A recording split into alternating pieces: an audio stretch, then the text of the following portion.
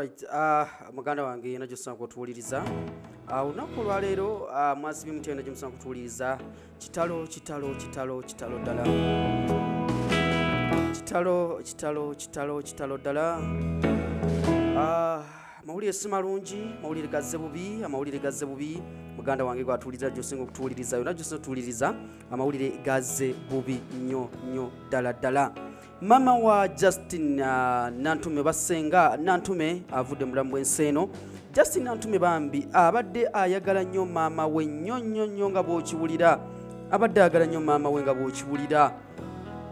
Bambi obulamu bw'ensi butono nnyo, obulamu bw'ensi bumpi nnyo, obulamu bw'ensi gwatuwuliriza ku Rock FM n'atwala ku Celebrity Track Extra UG, obulamu bw'ensi butono nnyo. Justin Nantume zibadde ziwera ssaawa nga 8 ez'emisana gakawungezi ka leero mama n'ava mu bulamu bw'ensi eno. Mama abadde atawanyizibwa ekirwadde, abadde akaddiye naye ng'omumama endwadde z'abakadde. Bambi avudde mu bulamu bw'ensi eno. Otusaba Mukama omugenza munze mu ekimuli eky'emirembe atuwulize ku Justin Nantume ng'abadde atubikira maama we omugenzi afudde olunaku olwaleero. Bambi ennaku nnyingi nnyo abadde mu katambi kano ng'atutegeeza nga amaziga gamuyitamu nnyo. Sooka owulize ku Justin Nantume. Abe mikwano mama wange afuddeko mikwano. Abe mikwano nalongo wange afuddeko. Mukama ngumye mukama munange nzesanga Nantume. Banange kangume nga balabe baguma nga bafiddwa abantu baabwe. Banange kangume nalongo wange omulungi. Myaka 13 mukama yebale mumpa.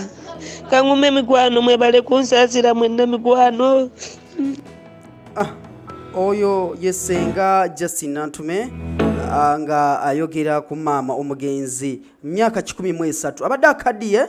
Omukadde abadde akaddiye bambi naye omukama amujjudde mulamu bw'ensi eno. Omukyala yoyo omukadde gwolengera mu bifaananyi awo ku mabbali ku screen awo wolengera yoyo omukyala maama Justin Nantume avudde mulamu bw'ensi. Babadde beeyagala nnyo bambi okutwalira wamu naye omukama omutonzi asazeewo n'agamba nti omulimu gwagumaze olugendo lwalumaze aluzunza olunaku olwaleero. Twongera okumya ab'enju ya Justin Nantume ab'ekika daddi ye yafa yagenda dda. Mama yabadde akyaliwo abambi maama n'omuwala we badde beeyagala nnyo bambi nnyo nga gyenkomeza bambi. Sitole si nnungi okutwalira wamu okutwalira mu entertainment industry ffenna okutwalira mu fraternity yonna mutwalira bannamawulire ffenna okutwalira wamu abakozi b'oku radio ne TV okutwala omukisa guno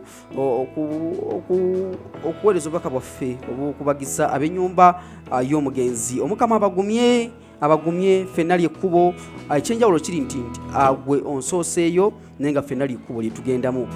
Celebrity Track Extra UG nze Devotion Matovu okubanga kutuusa ku ensonga zino bannamawulire bangi ab'enjawulo bavuddeyo kubanga bakubagiza ku mukyalo ono mu ngeri y'enjawulo. Tuli mu ttiimu y'abannamawulire okutwalira wamu abegattira mu kibiina kino ky'abannamawulire bagasaka Naddala Entertainment. Mpuliddeko amalowoozi ag'enjawulo agavuddeyo kubanga gagumya senga. Tulina wano bannamawulire ab'enjawulo bwe bati bwe bayise mu maloboozi gaabwe bwe gati. Bannange senga nga kitalo mukwano nga kitalo ng'olabye ne Naalongo. Sorry sweet mukama era akugumye bannange guma ng'omukazi weesiba onywere kati okuze ng'olabye mukwano ne maama wo omukwano gwa maama nkitegeera kubanga n'owange yagenda naye guma mukwano. Abo bowulira be bamu ku bannamawulire abakola ku radio emikutu egy'enjawulo nange mbadde nte abakola ku mikutu egy'enjawulo egya radio ne TV bavuddeyo kubanga bakubagiza omukyala senga Nantume.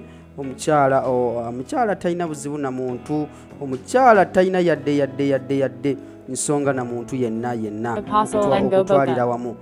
Omuganda wange gwatulaba yona gy'osobola okubanga otulaba tulaba yona gy'osani atayisizaamu ebyo naye nga muganda wange yonna gy'osonga otulaba ku Celebrity Track Extra UG nyo okutegeeza nti maama senga Justin Nantume avudde mulamu bw'ensi eno. Kino kitegeeza ki? Nti gwe akyali mulamu kolerera akalambo ko ng'omusumba bumwe yagamba nti kolerera akalambo ko okutwalira okutwalira mu nze Divosh Matovu.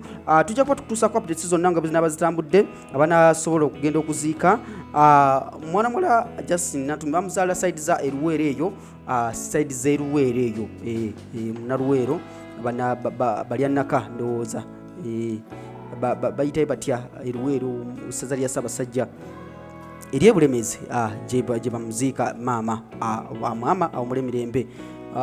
Ebisigadde byonna process amawulire gonna wagana bagavuddeyo n'okutwaliramu n'engeri y'okuziika tujja kuba tubibategeeza okutwalira. Nze Divosh Matovu kulwa Katonda n'ensi yange mubeere bulungi. Subscribinga Mukama abakuume era bankuumire ddala mbeere bulungi mweraba.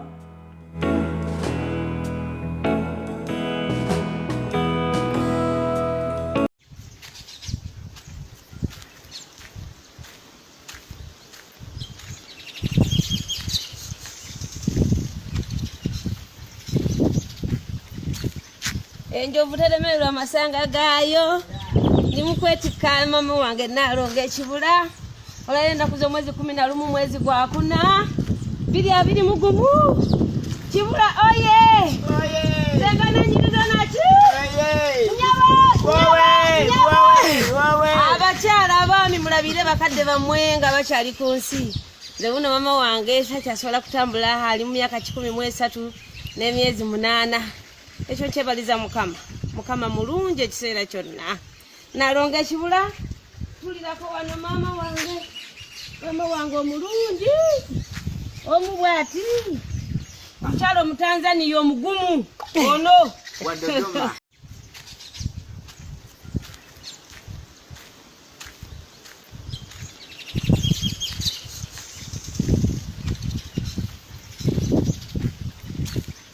enjovu telemerwa amasanga gaayo nimukwetika mama wange Nalongo Ekibula olayenda kuza mwezi 11 mwezi gwa 4 2 mugumu Kibula oye zengana nyiruza naki abakyala abaami mulabire bakadde bammwe nga bakyali ku nsi. Nze buno mama wange sakyasobola kutambula ali mu myaka 13 n'emyezi 8. Ekyo kyebaliza Mukama mulungi.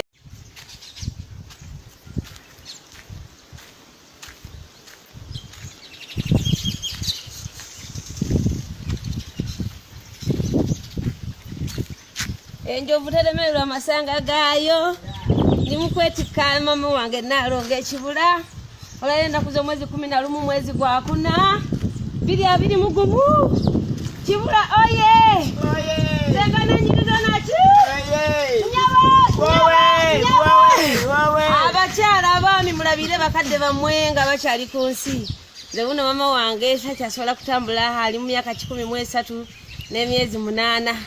Ekyo kyebaliza Mukama mulungi ekiseera kyonna.